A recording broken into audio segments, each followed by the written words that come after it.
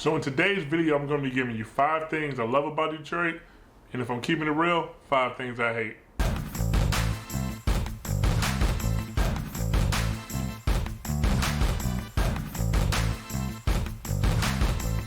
What's going on, everybody? I'm Ed Butler, Brookstone Realtors. I'm a local Detroit realtor. I make videos weekly giving you home tours and tip videos just like this one. If that's something that you want to keep seeing, go ahead and hit that subscribe button for me down there. Also, we help people move to the state of Michigan or move within the state of Michigan every month. If that's something that you want to do, make sure you go ahead and reach out to me and I can help. All my information below. When you're making your move to Detroit or within Detroit, let me help you. Give me a shout. I'd love to have your back. Without further ado, let's jump into number 1. Number 1, what can I say about it? But it's the people. I was born and raised here. My parents were, so were my grandparents, all the way back, right? Detroiters are great people, kind of by nature, man. But we're kind of like an onion, right? So you got the outside, it's kind of a little tough, that might put you off a little bit. But once you dig a little bit deeper, you see we got a lot more layers and substance between us. Detroiters are resilient, man. That's because we've been through a lot. Bouncing back from bankruptcy, we had all types of corruption, different stuff that plagued our city. And on top of that, you know, one of the cons I'll talk about, the crime and whatnot. So if you're able to live in Detroit or were born and raised here, you got some type of backbone and you can bounce back from things. Also, Detroiters are hard-working people, man. I mean, it seems like half the city works in one of the automotive plants. I mean, we're the big 3 automotive-wise, labeled the Motor City, and that's because of our production of automobiles. There's no shortage of Detroiters that are working or willing to work. Detroiters are so diverse. We have a huge population of almost every nationality, from African American, Arab American, Indian American, Hispanic American, Polish American, Italian Americans, all over, you name it, Detroit, we have them. Con number 1, there's really no way of getting around it, so I figured I'd put it out there first. But yeah, man, Detroit got pretty high crime, and it's kind of been like that way for as long as I can remember.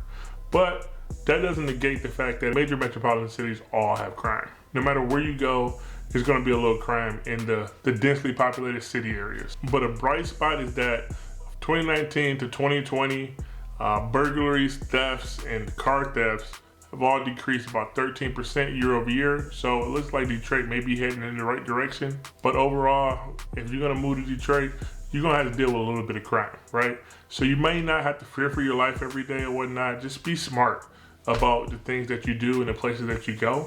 But from here and there, you're gonna see, like, you know, maybe a car getting broken into here and there, or something getting stolen from you every now and then. That's just kind of what it comes to the territory. As long as you kind of know how to navigate and understand the city, you will kind of avoid a lot of these things the longer that you live here. Pro number 2 is going to have to be the food. And so much so that National Geographic actually ranked Detroit number 1 on its list of unexpected food cities. So we have everything from low-end foods to high-end foods, one of which on the lower end is my personal favorite, Coney Island. Anybody who grew up from Detroit or from Detroit loves Coney Island, and they know and talk about it wherever they go. Right? Coney Island is basically like an American diner where you can get pretty much anything that you think of. The menu is humongous. I'm talking about like pages full of just random foods put together with a little bit of a Greek spin on it a lot. But the staple of Coney Islands are the Coney Island hot dogs. This is basically a chili dog with mustard on top and then some chopped onions. And also, if you're gonna be at a Coney Island, make sure you get you a chili cheese fry as well to go on the side. French fries with some chili on top and some little bit of mustard as well. But digressing from one of my favorites, moving along, we got all types of stuff. Like I mentioned, the diverse population. So we have a area, it's called Southwest Detroit, that's been nicknamed Mexican Town, where there's all types of Mexican cuisine, food trucks, restaurants, you name it, you can find it there. Some of the best food all around. But if those aren't your taste, you can always head downtown to some of the best restaurants that we have down there. If you want barbecue, Slo's Barbecue has been one of the most popular for people all around the country when they come to visit. You go check out Slo's downtown. And then we also have a bunch of fine dining restaurants popping up all over downtown Detroit. And you can pretty much find whatever you're looking for right there in the heart of the city. So con number 2, that's gonna be the road conditions. When I'm telling you the roads are bad, the roads are bad. Like, it seems like if you have a nice car, you almost don't even want to drive it in Detroit. Or if you do, you want to drive slow, because we got I will put it up against any city in the country, some of the most massive potholes you've ever seen. And even though everybody knows we have this problem and it seems like they're always doing construction, it just never gets fixed. Part of that is, I believe, because we don't really have a mass transit system, because Detroit was really built to be able to use cars. We're the motor city. Why would we build a mass transit system to stop people from buying cars? Ford, Chrysler, and GM was not having that. So the city was built to be able to drive your car everywhere. But driving your car everywhere leads to tearing up the roads, leads to potholes, leads to messing up your car, leading to buy another car. It's kind of a perpetual thing going on. But if you're coming here and you think you're gonna be seeing smooth roads all over the place, probably think again and just be prepared to watch where you're driving, which you should be doing anyway, and avoid potholes and different stuff that can tear up your car, bend your rims, and all that good stuff. Pro number 3 is gotta be the weather. Now, when you think of Detroit, you probably think of cold and you probably think of the winters, but no, dude, I'm telling you, summer is where it's at in Detroit. Michigan summers, I wouldn't trade them from anywhere. I lived all over the country. I lived in Vegas, I lived in Arizona, spent a lot of time in Los Angeles, and what I'm telling you is, nothing beats Detroit in the summer. Like, the weather is always pretty pristine and pretty good. Doesn't get too hot, it doesn't get too cold on you, but it seems like just for that small piece of the summer, like it's almost perfect. And since we don't get a long summer here in Detroit, every time it's a bright sunny day outside, everybody seems to enjoy it, right? So if you work somewhere in the office, a lot of times the boss will just come out and be like, all right, look, it's a great day outside. We're cutting out early, everybody out of here at 2, 3 o'clock, and then you can go ahead and enjoy the day. Keeping in that with the weather, on those summer days, close to Detroit is probably, I can count like 10 lakes off the top of my head. So as soon as we have those nice summer days, everybody goes out and tries to hit the lake so they can cool off and just enjoy the Michigan summers. Also, it's not just about summer. Fall is actually really cool here, right? So we got a little school right up the street from us, about 30, 40 minutes, and that's gonna be U of M. Also, we got a professional team, the Detroit Lions. They don't win much, but it's always fun tailgating when they're about to play. And at number 3, yeah, you probably guessed it, is weather again, at my kind. When I tell you it gets cold here in Michigan, it gets cold here in Michigan. I told you about all those lakes that's right here, and everybody knows we're surrounded by the 5 Great Lakes, right? Well, dude, it gets cold, especially coming off that lake effect, especially if you're downtown or anywhere near one of the lakes. Man, it's super cold. And don't get me started on the snow. We get snow on top of snow on top of snow. Although it has been pretty mild this winter. Mother Nature, chill. It doesn't get that sunny that often here, so we gotta take advantage of it, but it kind of sucks the other 200 plus days that it's cloudy. Like, if you're lacking vitamin D, you better get you some pills, because the sun's not gonna be out here to help you. Pro number 4, Belle Isle. We got our own personal island in Detroit. How many cities you know got that? So Belle Isle is right off of Jefferson Avenue, right near downtown Detroit. It's literally an island attached by a bridge to our city. This place has always been a staple for Detroiters to have, like, their family reunions or birthday parties or whatnot. We get out there, especially in the summer, as much as possible, and just get out there and spend time with our families and enjoy the beautiful scenery right off the water and in the park with all the grass and trees and a lot of different things to do there as well. A lot of people enjoy jogging or biking or even fishing, and then you get a cool view right across. You can see, if you're standing at the edge of Belle Isle, you can look right across and see Canada. So it's always a cool thing to take people down there, hop out and then say, look across, yeah, that's a whole new country right there. I remember back when I was in high school, I went to Martin Luther King High School, which isn't too far from there, and I played basketball. Fun fact, I'm 6'5".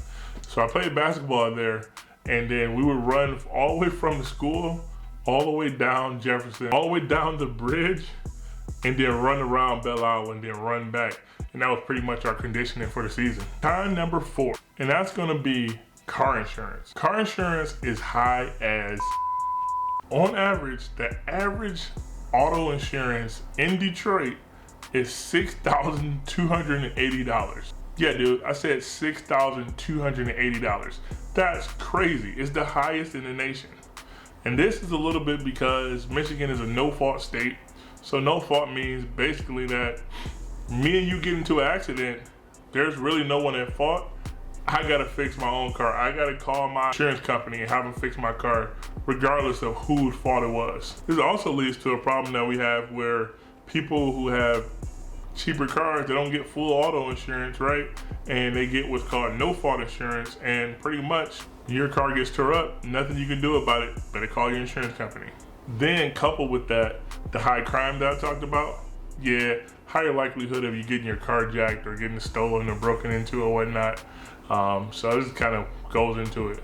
But $6,200 is still kind of crazy. But I have seen rates start to come down. The governor signed a bill last year to be able to help reduce some of these prices and not require so much on our auto policies. So that should take a positive effect and lower insurance for Detroiters. Pro number 5, and that's gonna be the proximity to the Canadian border. I alluded to it before, in Belle Isle, you can look across and see Canada. Well, dude, you can drive across the bridge or the tunnel, take about 15, 20 minutes to get across. That's what we're going through, you know, customs and all that, and talking to the border patrol and everything like that, and then going through the tunnel and going across the bridge, and boom, you're in another country. And the city that you come into is called Windsor. Windsor is kind of like a small little city, just kind of like an introduction to Canada. It's like Canada light. But I can tell you, as a teenager going here, this was like the best thing in the world for us, right?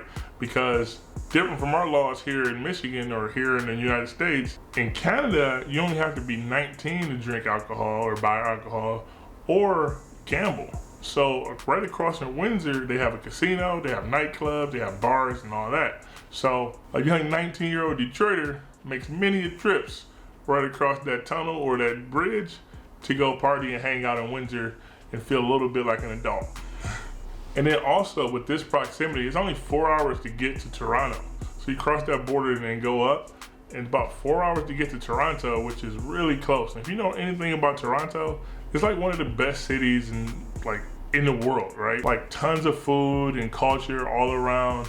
This is a wonderful place. I actually had my bachelor party in Toronto. That's how cool of a place it is. And this was a guy who lived in Las Vegas at the time. Then number 5 on the cons list, kind of hurts my heart to say, but it's going to be the Detroit Public Schools. There's really no way around it. Detroit Public Schools are having a rough go at it. Detroit schools rank near the bottom in almost every category. They're overpopulated, overcrowded. A lot of them are shut down. It's tough. It's just because they have a lack of funding for the most part. Had this whole housing crash and everything like that, and it hit Detroit really hard. And so a lot of the property taxes that are used to be able to fund schools aren't getting paid, or they're vacant homes in the neighborhoods, and so you're not getting taxes from there. So where do you get the funding for these schools? Well, you get state funding, but that's not enough. So that leads to the overall condition of Detroit schools being a little bit down, not to mention some of the corruption that we had in the school system that kind of tore it down as well. But don't fret, that's just Detroit public schools. The surrounding Metro Detroit areas that you're able to get your kids into if you're thinking about moving to it, we have some of the best in the country. There are about 5 schools that are ranked nationally in the Metro Detroit area. Just not in the Detroit public school system. I myself am a product of the Detroit public schools, like I told you, and it's a little bit of a tough go at it, but there are some great people that come out of DPS. So regardless of where you start, it's about where you finish, it's about what you put into the journey. So don't let that deter you if you want to move to Detroit. It feels like I'm leaving out so much because there's so much more to this great city of Detroit. I'll probably make another video to continue this because there's just so much of Detroit to offer. I didn't even get into Motown, the history, the arts, all the new development that's going on. So I'll probably make another video pretty soon giving you the rest of that.